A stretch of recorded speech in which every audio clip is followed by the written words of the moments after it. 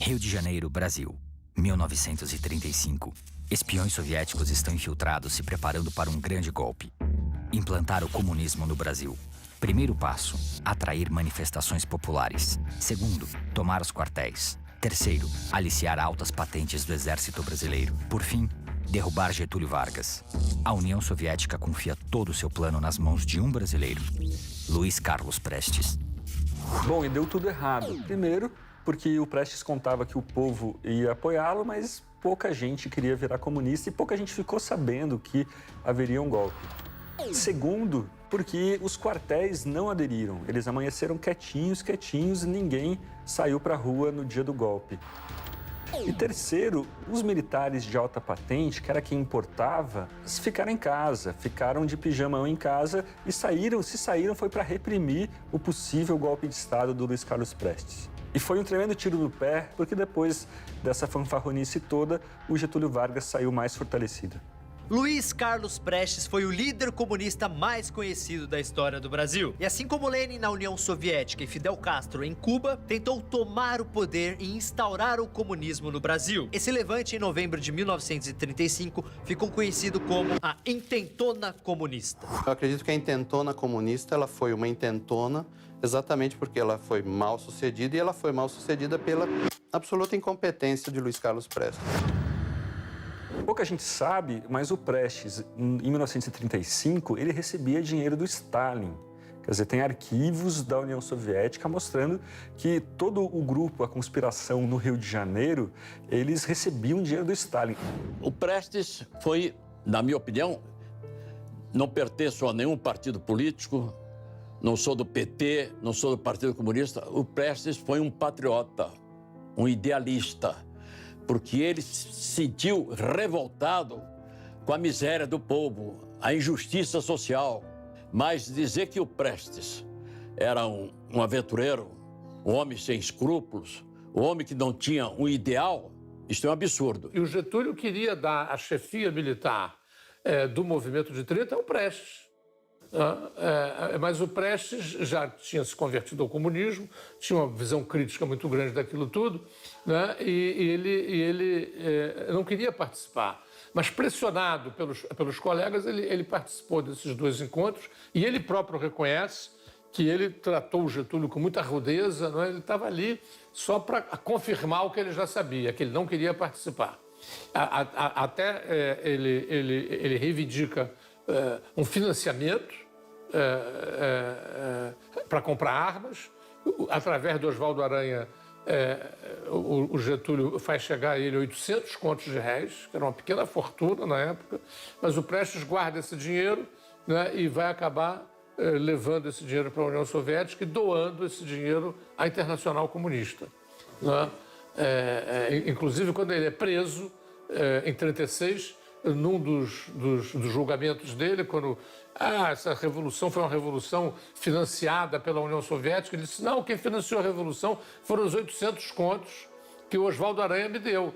Agora, vocês vão investigar de onde ele tirou esse dinheiro? Né? Evidentemente, nunca se procurou saber de onde vinha esse dinheiro, né? Porque, então ele disse, quem financiou a Revolução de 1935, ele disse ironicamente, sarcasticamente, foi o Oswaldo Aranha, que me deu 800 contos, que eram suficientes para pagar as passagens, etc, etc. Então, a União Soviética resolve apostar na aventura revolucionária no Brasil. Eles mostram como as expectativas eram delirantes, né? A ideia era de que o Brasil realmente ia explodir a qualquer momento e que era preciso uma intervenção de vanguarda para provocar uma revolução social. Certo exagero nesses informes. Completo. Uma coisa assim, completamente em desacordo com a dinâmica da realidade. Ele cometeu erros absolutamente primários nessa tentativa de tomar o poder. Ele chegou a falar sobre os planos dele, das quarteladas, né? Ele chegou a falar isso para pessoas que não tinham a menor intenção de participar de uma revolução e que estavam basicamente satisfeitas com o governo Vargas. Isso significa que ele vazou os próprios planos para o inimigo. Contou para várias pessoas, para quem não deveria ter contado, que haveria um golpe. Isso fez o governo se preparar, criar a oposição mais forte que o próprio golpe. Ninguém ajudou mais o Getúlio Vargas que o próprio Luiz Carlos Prestes.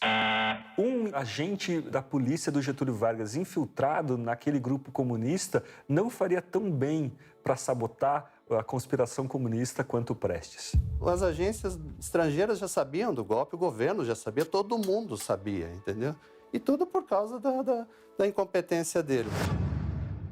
E ele achava que realmente era capaz de tomar o poder simplesmente de fazer uma revolução graças à aura lendária dele. Ou seja, quando as pessoas soubessem que era ele que estava conduzindo aquela revolução, todos os brasileiros iam se juntar a ela. Ele acreditava sinceramente nisso. E não era o caso, né? As trapalhadas do Luiz Carlos Prestes também influenciaram a vida dos agentes comunistas que vieram aqui para o Brasil. Pois é, assim que a intentona comunista deu com os burros na água, ele deveria ter fugido, ter pelo menos saído do Rio de Janeiro. Mas ele tinha, acho que, um senso de superioridade, achava que sempre estava certo, que nada aconteceria de mal com ele e continuou no Rio, né? Assim ele facilitou a prisão dele próprio, de outros agentes comunistas do Partido Comunista do Brasil e da Olga. A Olga Benário, né, uma revolucionária alemã que foi para o exílio na União Soviética. Lá ela tem uma formação militar de alto nível, né? Então ela é uma militante da Internacional, muito bem formada, com cursos de paraquedista, de pilotagem de avião, de um esquema muito mais profissional, um quadro do Exército Vermelho. É nessa qualidade que ela vem se disfarçando de mulher do Prestes para supervisionar a segurança do Prestes. Só que Prestes não ouve os conselhos de Olga e resolve não fugir do Rio de Janeiro, mesmo sabendo que toda a polícia de Vargas estava atrás dele. E atrás dele eu quero dizer vivo ou morto. Ele raramente escutava conselhos, ele não escutava as pessoas, ele escutava sempre as mesmas pessoas. E essas pessoas eram meio que impressionadas com ele e tal, não sei o quê. Então ele tinha uma fé muito grande em si próprio. E essa fé me parece que era bastante injustificada. Ela é presa, afinal, em março de 36, né, com o Prestes. E daí a meses dá-se a deportação infame, né? Porque ela estava grávida de um brasileiro, a lei proibia a deportação dela. Os advogados recorrem e o Supremo Tribunal Federal, por unanimidade, confirma a deportação de Olga Benário, que morreria no campo de concentração nazista já em 1942. Talvez quem pudesse ter salvado a Olga era o Luiz Carlos Prestes se mandando do Rio de Janeiro assim que o golpe fracassou. Mas ele continuou lá e achando que estava tudo bem, que não ia acontecer nada, e assim custou a vida da mãe da sua filha. O brasileiro estava precisando tanto de um modelo de uma mulher heróica, já que além da Maria Quitéria e mais algumas outras, nós não temos muitas, né? Então aí quando apareceu aquela biografia do Moraes sobre a Olga, todos elegeram a Olga como uma espécie de Joana d'Arc bolchevique, né? A mártir da Revolução. E ela não foi nada disso, né? Ela era uma mulher que entrou no Brasil para matar a gente, para dar um golpe de Estado junto com o companheiro dela.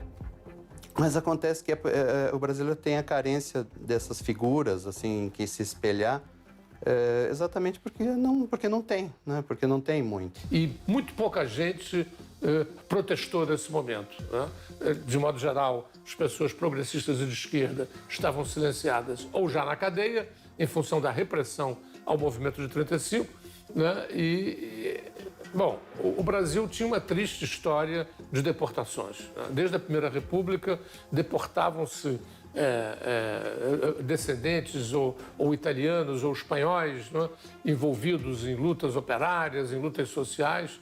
Né, e mesmo depois da Revolução de 30 até 35, houve dezenas de deportações. Né? A história da deportação no Brasil é desgraçadamente densa. Né? A sociedade brasileira, os governos brasileiros, né, expulsavam imigrantes, né, para as suas nações de origem. E no caso da Olga Benário foi mais infame ainda, porque já havia o nazismo na Alemanha. É verdade que ainda não tinha sido definida a chamada solução final, vai ser anos mais tarde que isso vai acontecer, mas você mandar para a Alemanha uma revolucionária que, além de comunista, era judia, para um regime antissemita, não é? E anticomunista, não é? Quer dizer, realmente foi uma infâmia, né? Que o governo, os varguistas, as pessoas simpáticas ao Vargas e ao trabalhismo no Brasil sempre tendem a ocultar essa infâmia. Não foi bem ele, foi o Filito Miller, que era o chefe da polícia e era um simpatizante, claro, do nazifascismo, né? Mas, afinal de contas, quem nomeou o Filito era o Getúlio. Né? E foi o Getúlio que teve a última palavra. Então, isso foi uma decisão triste. Agora, não foi dele exclusivamente, né? O Supremo Tribunal Federal, por unanimidade, deu aval à deportação de Olga Benário, que morreria no campo de concentração nazista já em 1942. O Prestes dizia que ele tinha que superar, né, a amargura pessoal. Ele sabia que a mulher dele tinha sido morta, ele soube logo depois de ser anistiado, né, que finalmente veio a notícia, a Olga morreu realmente no campo de concentração nazista. Então, aquela amargura era forte dele em relação ao Getúlio, mas ele dizia, eu sou um líder político, não posso deixar os meus problemas pessoais superarem os interesses políticos do meu partido. Prestes aparece pela primeira vez na história do Brasil em 1922, em um movimento chamado de tenentismo. Tudo que ele se propôs a fazer, ele não conseguiu. Por exemplo, a ele foi oferecido o comando militar da Revolução de 30. Ele negou. Ele achou que não vai ter revolução nenhuma, eles são os burgueses, não sei o quê. Pois houve a Revolução, ela foi vitoriosa e Getúlio Vargas chegou ao poder e governou por 15 anos. Aí depois o próprio Prestes tentou ele tomar o poder, na intentona, em 35. Ficou encarcerado durante 9 anos. Quando ele saiu, aí ele resolveu apoiar Getúlio Vargas. Só que aí Getúlio Vargas foi derrubado. Aí, em 46, o Prestes, ele se elegeu senador, foi o único cargo político que ele ocupou na vida. 2 anos depois, ele foi cassado.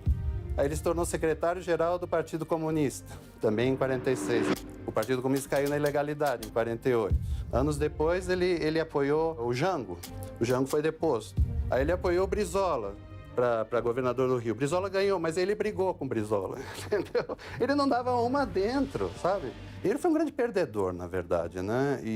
Mas isso para a esquerda é até interessante, né? Porque isso permite uma vitimização e a esquerda, ela aprecia muito uma vitimização. A atrapalhada mais trágica do Luiz Carlos Prestes foi o assassinato da garota Elza. Era uma garota de mais ou menos 15 anos que namorava o Miranda, que era o chefe do Partido Comunista. Ela foi presa por algum tempo e depois liberada pela polícia do Getúlio. Como ela não tinha sido torturada, Prestes começou a achar que ela estava colaborando com a polícia. E por cartas com os conspiradores que viviam com ela, em outra parte do Rio de Janeiro, na periferia do Rio de Janeiro, ele os forçou a executá-la, né? Eles pegaram uma corda de varal, a enforcaram e a enterraram no quintal. Esse caso virou um escândalo nos anos 40, alguns anos depois. Todos eles admitiram a morte da Elza. E é estranho que hoje a gente não conhece esse personagem. O Brasil não conhece essa menina que morreu de forma tão dramática quanto a Olga. A gente só conhece a Olga. Por que será? Outra coisa que eu quero enaltecer no Prestes, a sua coerência. Foi coerente até o fim da sua vida. O que não acontece com nossos políticos. Político, eu costumo dizer, político honesto aqui no Brasil é aquele que, quando se vende, permanece fiel ao comprador. E alguns políticos aqui no Brasil não se vendem, alugam-se. Com o perdão do trocadilho, a coluna Prestes não prestou pra nada, né? O Cavaleiro da Esperança. Puta que nome brega.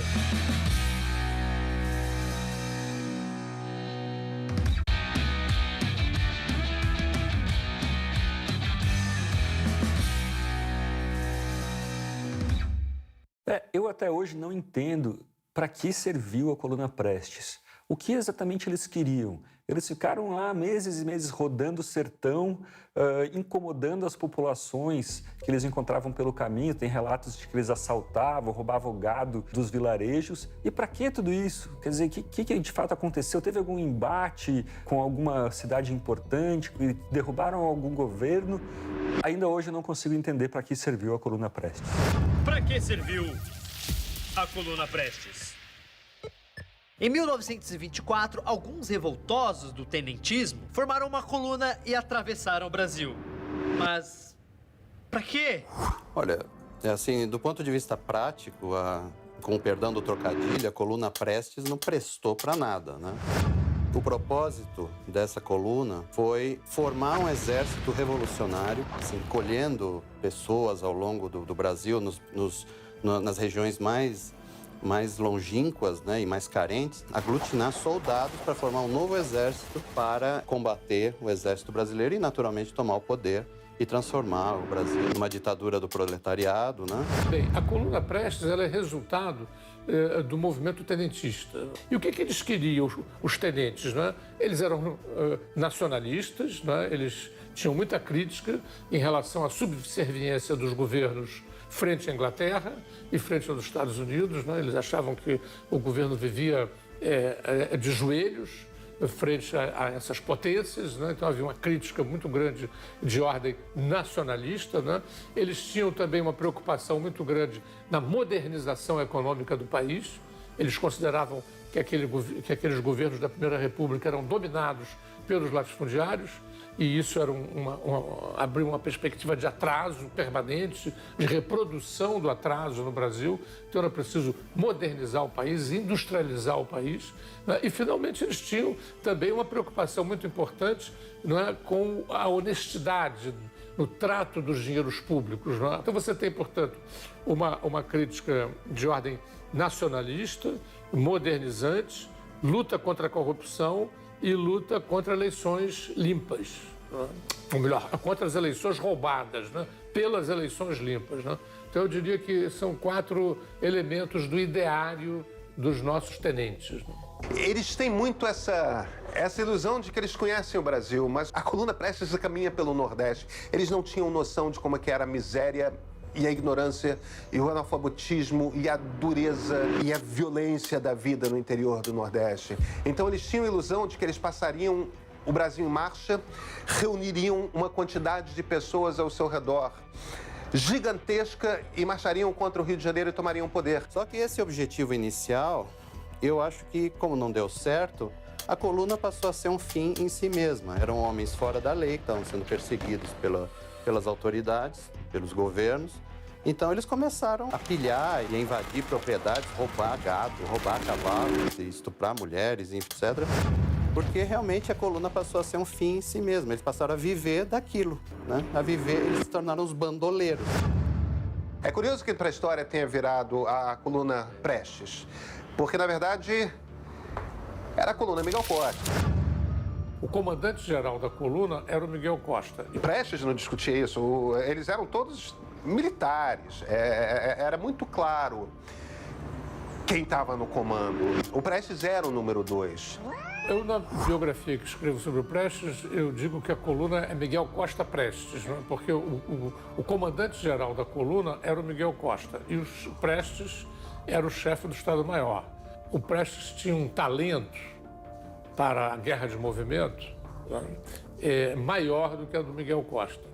Mas ele nunca pôs em questão a liderança do Miguel Costa. Então eu acho mais justo atribuir o comando à dupla e não apenas ao Prestes. E o Miguel Costa era um homem da força pública, ou seja, em termos atuais, da polícia militar, tá? Então, aqueles oficiais do Exército, eles tinham um certo constrangimento de serem comandados por um PN. Pois é, se eles queriam uma educação melhor, se eles queriam um voto secreto, esse não era o melhor jeito de conseguir.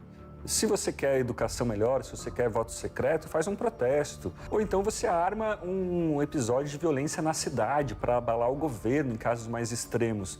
Mas fazer uma cavalgada por milhares e milhares de quilômetros pelo sertão, qual que é a utilidade disso?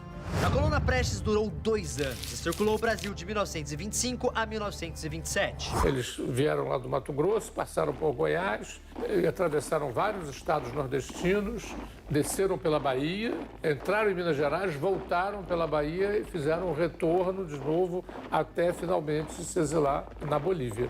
E o que acontece, na verdade, é que eles descobrem que é um problema logístico dificílimo você manter aqueles poucos milhares de pessoas da coluna alimentados diariamente. Eles descobrem que as pessoas não necessariamente querem se juntar àquele projeto, estão mais preocupadas em conseguir a comida do dia seguinte do que em implementar a democracia no Brasil.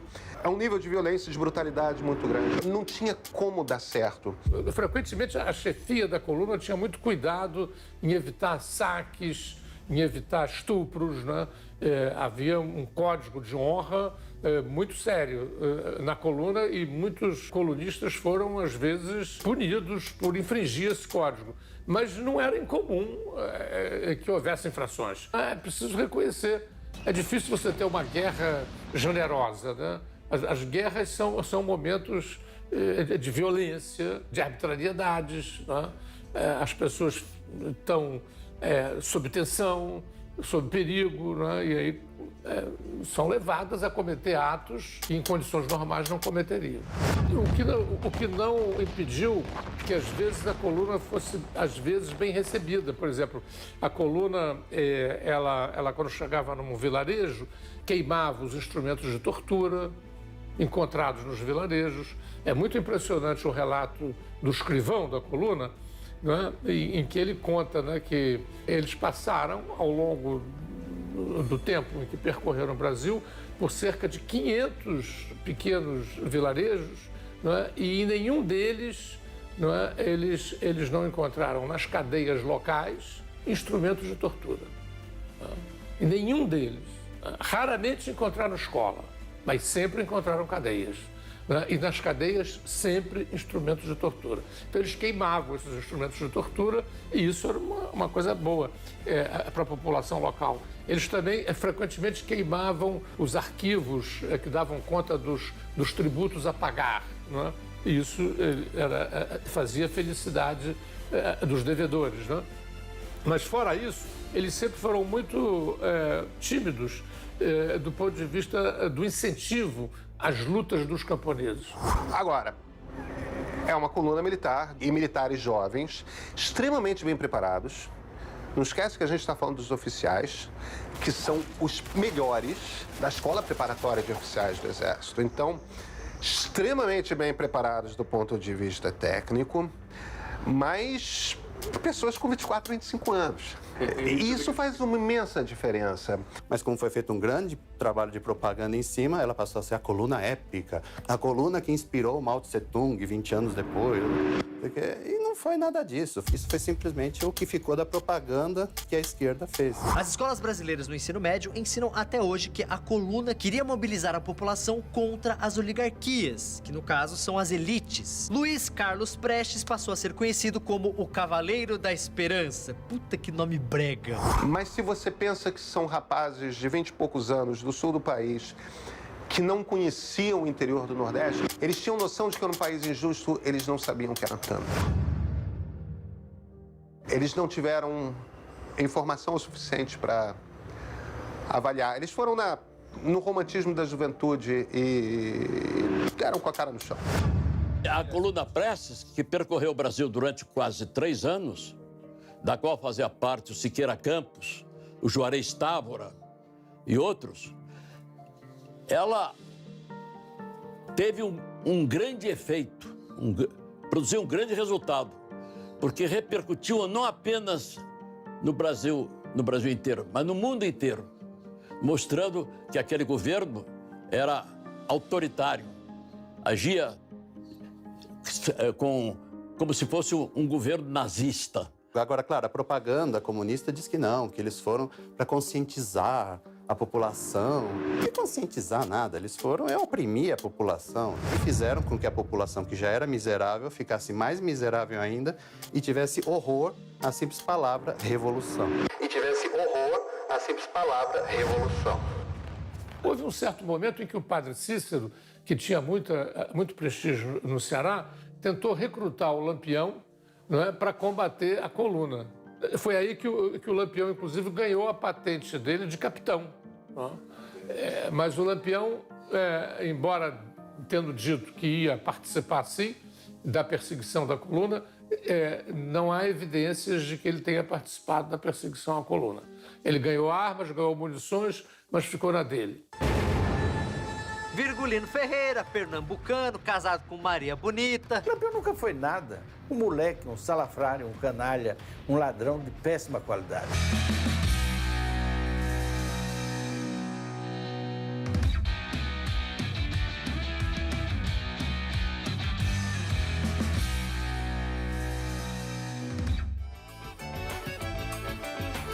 Ah, esse cabra você conhece muito bem. Virgulino Ferreira, o famoso Lampião, o Robin Hood do sertão. Lampião nunca foi nada. Um moleque, um salafrário, um canalha, um ladrão de péssima qualidade. Lampião, o herói do sertão. Só que não. Bem, a história tradicional vocês conhecem. Virgulino Ferreira, pernambucano, casado com Maria Bonita. Eles lideravam tropas de cangaceiros que se rebelavam contra a opressão do governo, combatendo sempre a favor dos pobres e desprotegidos do sertão, lutando sempre contra os coronéis. Mas será que foi assim mesmo que aconteceu? Era uma terra de ninguém, sem lei, absolutamente fora do mundo, fora do contexto, fora da realidade. O sertão não existia para os grandes centros do país. E eles viveram numa sociedade desorganizada, sem assistência, sem educação, sem saúde. E o futuro de todo jovem era o crime. Não havia emprego, não havia futuro. Então, quase todo jovem, aqueles que não iam para a agricultura lutar contra a terra adusta, seca, iam para o crime. Lampião dizia sempre e disse na morte do seu pai, Zé Ferreira: quanto mais eu mato, mais eu gosto. Minha vida agora é matar. Ele tinha essa psicopatia. Ele era mau, ele era ruim, ele era perverso. Ele sabia de matar e gostava de matar. O famoso historiador inglês Eric Hobsbawm, famoso, né? Todo mundo conhece. Esse cara é muito famoso mesmo. Tipo Pelé. Chegou a classificar o Lampião como um bandido social, a versão brasileira de Robin Hood. Essa comparação é absolutamente impossível. É absolutamente impossível, desde as suas origens.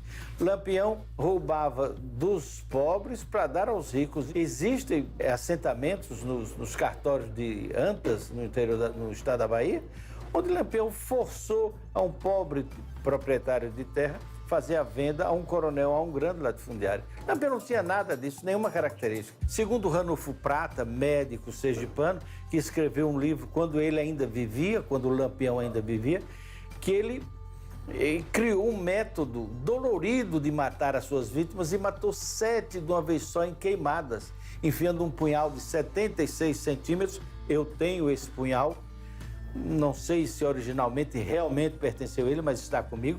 76 centímetros de profundidade. A pessoa urrava de dores e morria instantaneamente. Em 1926, a coluna Prestes, lembra? Estava prestes a chegar no Nordeste, mais especificamente no Ceará. O líder religioso Padre Cícero acabou contratando o Lampião em nome do governo federal. Tudo isso para tentar pôr um fim no movimento Prestes. Tudo indica a homossexualidade do Lampião. O Lampião, ele era um assassino, mas era um assassino chique. Não faço nenhuma referência a esse livro porque eu não considero um livro. Eu acho que isso é uma aberração.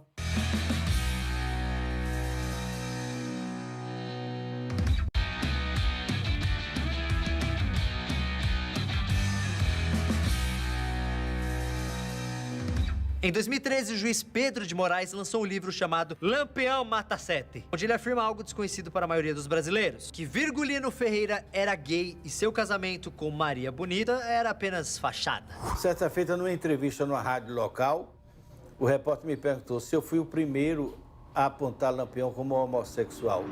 Eu disse que não, eu sou o último. Tudo indica a homossexualidade de Lampião. As juras de amor eterno que ele trocava com Luiz Pedro, fazendo planos para irem viver juntos em Goiás, longe das insinuações. Isso é da literatura da época.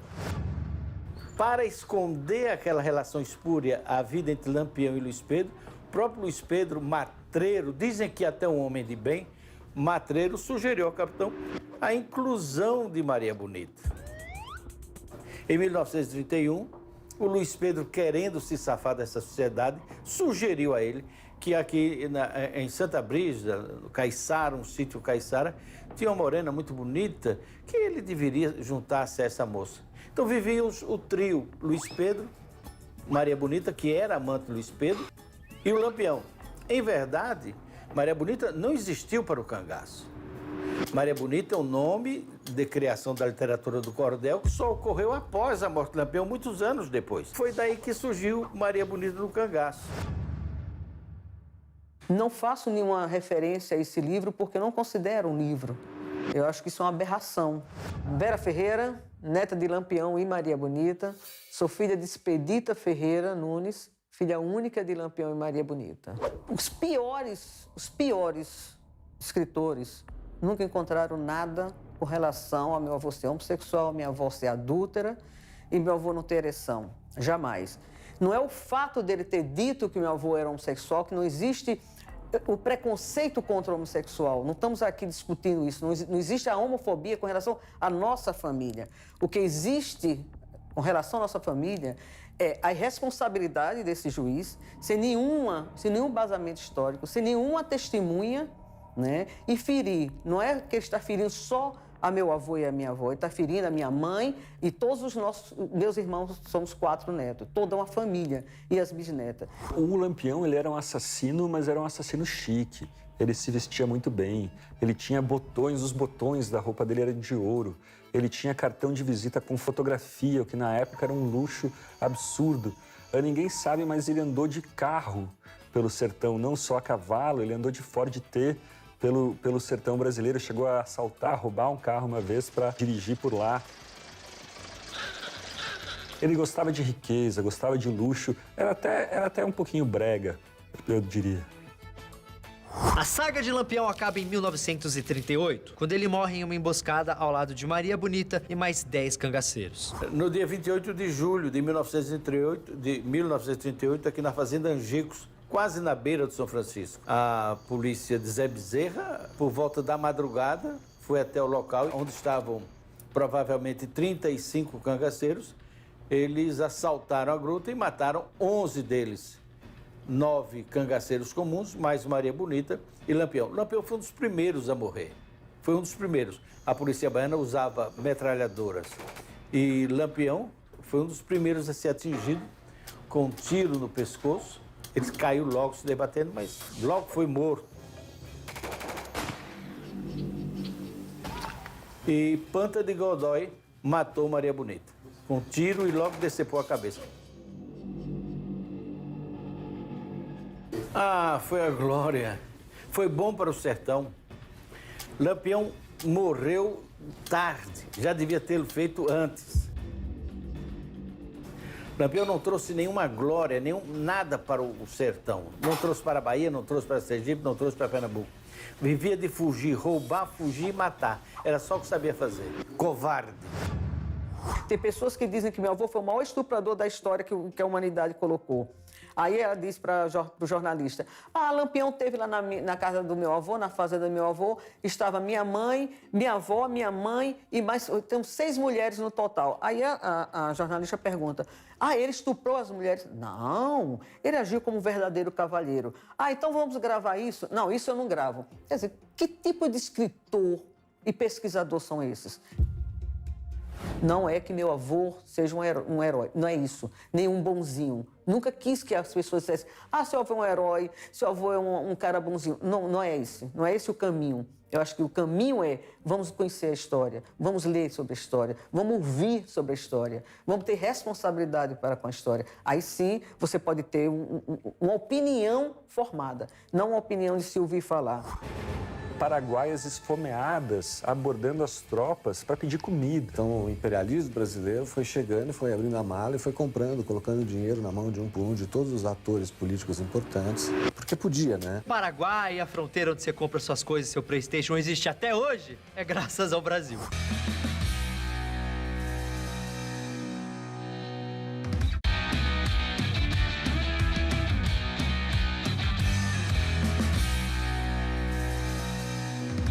Às vezes parece que muitos brasileiros têm um chip implantado no cérebro e assim que eles ouvem a palavra Guerra do Paraguai, eles começam a repetir sem controle. A Inglaterra mandou o Brasil destruir o Paraguai era uma potência em crescimento que ameaçava o poderio britânico. Isso tudo é uma bobagem. Eu não sei como a gente acreditou por tanto tempo nisso tudo. Os grandes mitos da Guerra do Paraguai.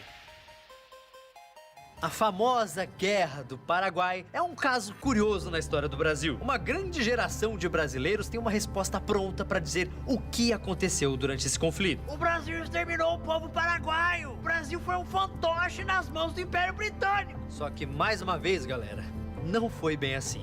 Existe, então, a história da história e eu acho que existe a história. A importância da Guerra do Paraguai é inquestionável, né? O mapa geopolítico, né, e o mapa físico mesmo da América do Sul foi todo ele definido na Guerra do Paraguai. Mas essa guerra é repleta de mitos, e o principal deles: a Inglaterra financiou a guerra. I would argue that this is a myth of the Triple Alliance War, because there is no shred of evidence that would suggest that Great Britain orchestrated or manipulated the war in the way that has been suggested. O Brasil, quando declara guerra ao Paraguai, não o faz por interesse inglês, mas ao contrário, o Brasil estava rompido diplomaticamente com a Inglaterra e a Guerra do Paraguai representava a defesa dos interesses brasileiros e não dos interesses ingleses. A Inglaterra tinha investimentos, tinha projetos de infraestrutura no Paraguai. Agora imagine você, se você compra uma casa num país vizinho, a pior coisa que pode acontecer para o seu investimento é que tenha uma guerra nesse país. Então, se a gente pensar em interesses econômicos dos ingleses, o interesse era pela paz, pela prosperidade, para que suas ações e suas participações em negócios da América do Sul crescessem o máximo possível e ficassem cada vez mais valorizadas. Great Britain, as I said, is interested in free trade. It already has free trade with Paraguay. It already has significant trade links with Paraguay. Much of Paraguayan nascent industrialization is being led by British engineers, British manufacturing, and British money. Britain already has access to Paraguayan goods, but a lot of it can already get from Buenos Aires or from Brazil. There is no reason for Britain to see Paraguay destroyed. Essa ideia que os brasileiros não conseguem engolir bem. O Brasil sempre foi uma potência e o Brasil sempre foi um país imperialista. O Brasil invadiu praticamente todos os seus vizinhos. O Brasil não perde guerras no exterior, né? E a visão que os bolivianos, a visão que os paraguaios têm de nós brasileiros como agressores, imperialistas, é uma visão com a qual nós brasileiros não estamos muito acostumados. O Império do Brasil era uma potência nessa época, era uma potência regional e para manter a sua hegemonia regional, ele desafiava até mesmo a Inglaterra. Britain's concern is in fact the reverse. It sees the war as an interruption of free trade. One of the reasons it does not want to see Paraguay crushed is because Paraguay has a debt with Great Britain. I think most historians were saying that Great Britain was behind the war. Unfortunately, when you look at the evidence, there is none. Agora, dos mitos mais fantasiosos é o mito número 2. A de que o Paraguai era uma superpotência. O Paraguai tinha, sim, um início muito precário de industrialização, né, feito pela vinda de técnicos ingleses, pela incorporação de técnicas aos recursos muito limitados do Paraguai. Essa é outra bobagem que a gente acreditou há muito tempo. O Paraguai, ele tinha o dobro da população do Uruguai e um comércio exterior muito menor. Ele não conseguia fazer coisas básicas sem ajuda estrangeira. Was a relatively prosperous country. What is interesting is that it is state-led development. This is not a country that is involved in free trade. Agricultural and industrial production is led by the state. And this makes it a very different economic and development model from its neighbors. A economia do Paraguai, pelo isolamento, pelo bloqueio, estava se transformando quase numa economia natural. Eu te dou 6 galinhas, você me dá um porco. A circulação do meio monetário estava muito restringida. Então, o Paraguai tinha que se abrir ao exterior. Isso era uma necessidade. Tem um relato do Richard Burton falando sobre a Guerra do Paraguai para os seus amigos ingleses. E os ingleses perguntavam, mas o que é o Paraguai? As pessoas mal sabiam que país era esse, que dirá ter medo da prosperidade desse país. Isso é ridículo.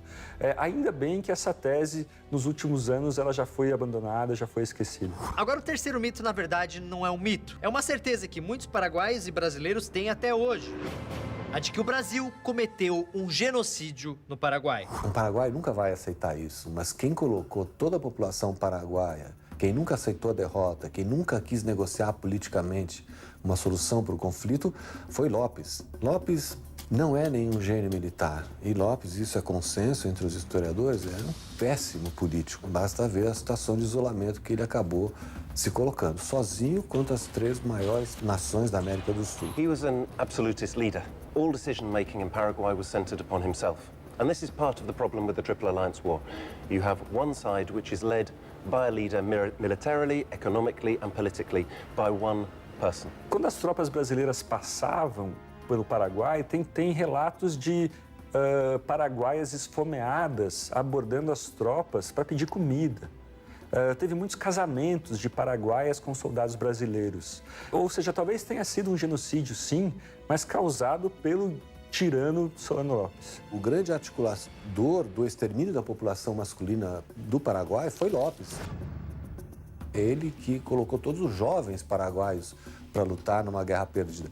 Como a gente poderia dizer que quem colaborou para extermínio da população alemã no final da Segunda Guerra Mundial foi Hitler, quando colocou meninos de 14, com 15 anos, né, a Hitlerjugend, a juventude nazista, para lutar contra os tanques russos. Eles não tinham a menor chance. Os meninos paraguaios também não tinham a menor chance. We have active involvement of women in pitched battles. In the Battle of Piribebui, in the Triple Alliance War, it is women that take on the Brazilian troops and get massacred.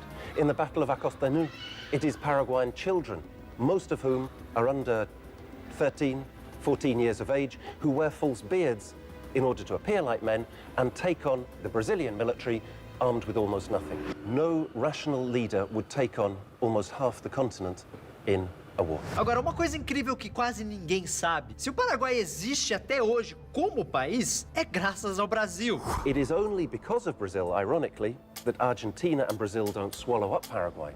The Argentina certainly wanted to split Paraguay 50-50 to each of them. It was the Brazilians under British pressure that said no, Paraguay must retain its independence. A Argentina, no final da guerra, queria dividir o Paraguai ao meio com o Brasil. Então não existiria mais paraguaios, porque seria metade população do Brasil, metade população da Argentina. Mas o Brasil, muito inteligente, diga-se de passagem, o Brasil resolveu não aumentar mais a fronteira da Argentina e não aceitou o acordo, mantendo assim o território paraguaio. Então, se o Paraguai, a fronteira onde você compra suas coisas, seu PlayStation, existe até hoje, é graças ao Brasil. So Brazil turns into, if you like, an ally of Paraguayan independence and national sovereignty, ironically, in the face of Argentinian expansion. A guerra é ruim para os negócios, de uma forma geral. A guerra foi boa para os governadores das províncias de Entre Rios, Corrientes para os fornecedores, províncias ali do Rio Grande do Sul, para os vendedores de cavalo. E o exército brasileiro fez como a CIA fez no Afeganistão, chegou com a bolsa preta cheia de dinheiro e foi comprando. Então o imperialismo brasileiro foi chegando e foi abrindo a mala e foi comprando, colocando dinheiro na mão de um por um de todos os atores políticos importantes, porque podia, né? O fato da Guerra do Paraguai ter sido contada de maneiras tão diferentes é resultado de diferentes interpretações que atendem a diferentes interesses específicos. O contar a história nunca é neutro e temos que tomar muito cuidado com isso. Na verdade, a gente tem a história e a história da história, né? Nenhuma pessoa viva de hoje viu a guerra. Nenhuma pessoa viva esteve presente na guerra. Então, o que a gente tem são sempre versões. Vamos lembrar Lopes. Lopes, quando terminou a guerra, Francisco Solano Lopes foi declarado traidor. Foi condenado à morte no Paraguai. Teve seus bens conquistados. Então, se você aparece nas ruas de Assunção em 1871, 72, Lopes é considerado um traidor nacional. Hoje, se você aterriza em Assunção e no seu caminho para o centro de Assunção, você passa por estátuas de Lopes. Então, o que aconteceu? I would say that there's very little evidence. The dependency school really has a general theory, and it tries to fit the Paraguayan conflict, or the Triple Alliance War, into its overarching theory. It sounds very good on paper, but there is, as I said, there is not a shred of evidence that would suggest that Britain were behind the war. A diferença que a gente nunca pode esquecer do romancista e do historiador é que o historiador tem um compromisso com a verdade. O historiador tem um compromisso de recuperar aquilo que aconteceu de fato. Ainda que as pessoas não gostem muito do que a gente fala. Ainda que as pessoas não gostem muito do que a gente fala.